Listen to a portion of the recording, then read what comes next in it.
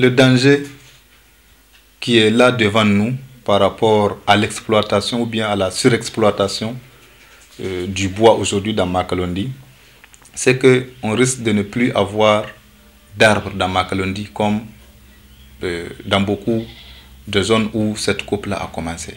Nous interpellons tous les partenaires qui interviennent dans la gestion des ressources forestières de passer aux communes de Torodi et Makalondi. Parce que c'est des communes qui sont proches de Niamey et qui l'essentiel du bois de chauffe de Niamey provient de ces communes-là. Ces cris de cœur sont non seulement poignants, mais illustratifs de la baisse importante du couvert végétal et la disparition de certaines ressources naturelles. Une situation de déforestation et de dégradation des sols liée à la coupe et à la vente du bois de chauffe, une des principales activités génératrices des revenus pour les populations de la dite zone.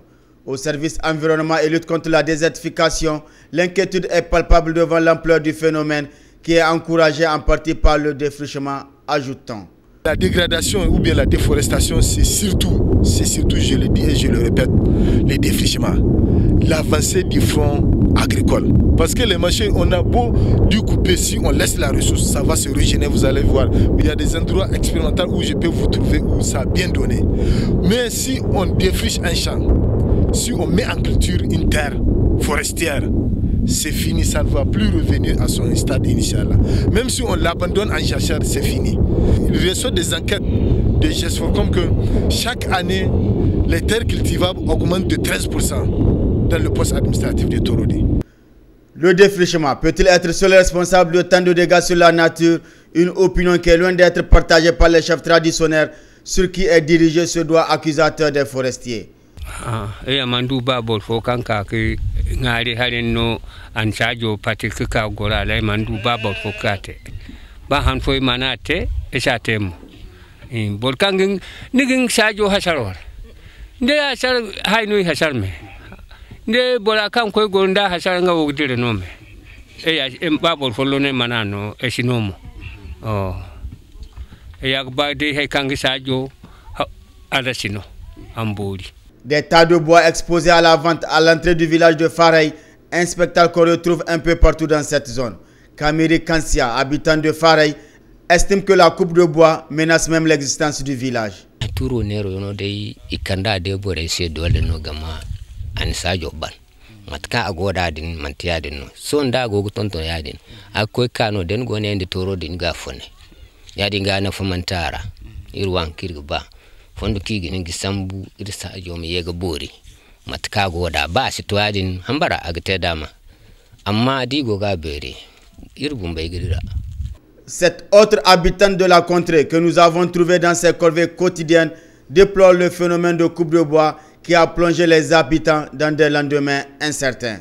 Sadio walla barme don deri den fata ne dine negadu dero ben sadio ben tokay den fata ne dine niginga den manga susube ko fata kun no du to kay nim dan no gondol akurbe wodem banda turu ko kan yirgi dan denjo so yirgan kay kan di koy nongo fo wodem banda kasi don hayne ya kasi ko akono de gornga he kuraga he gorol kum banya follo borsidi ina kur kana de ganda kanina temo borbore kitabe ni no ngana de ni jo den yijo jangai borbora no du noru nim koy ka safar ni bumbo ni no ga safar akur ganjora din girga akur ben ada sane hon kum borkin de ba hanniya no boram du waran ka jo nimda sa jo ganjo kai a berme amma son kai fa ba de no yirga ba yiri kante worbole fa ba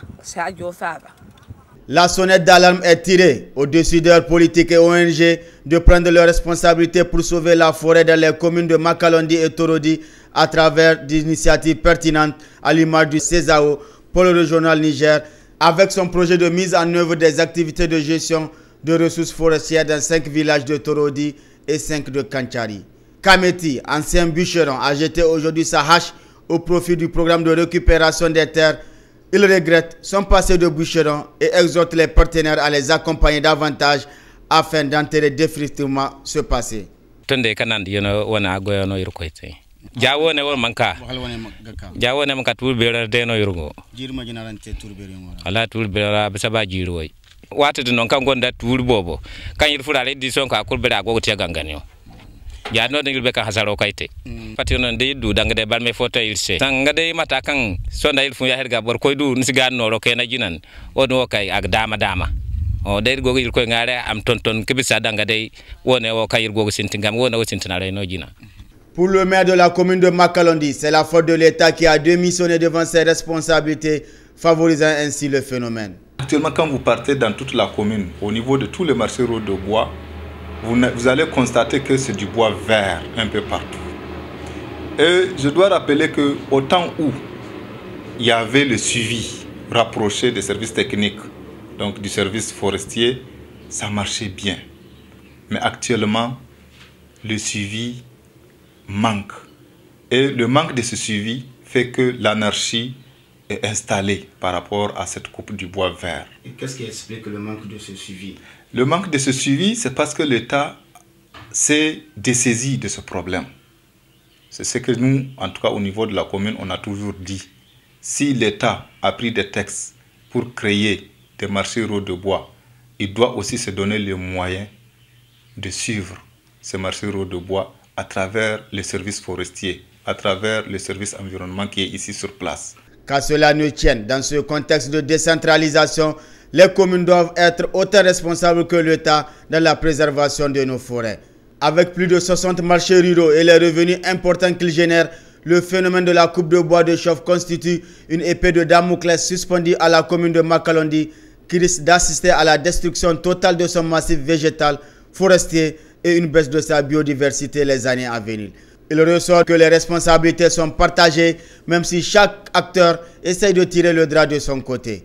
Il est important donc de créer une synergie d'action et d'idées entre tous les acteurs, décideurs politiques, ONG pour mettre la main à la pâte et sauver ce qui peut l'être encore.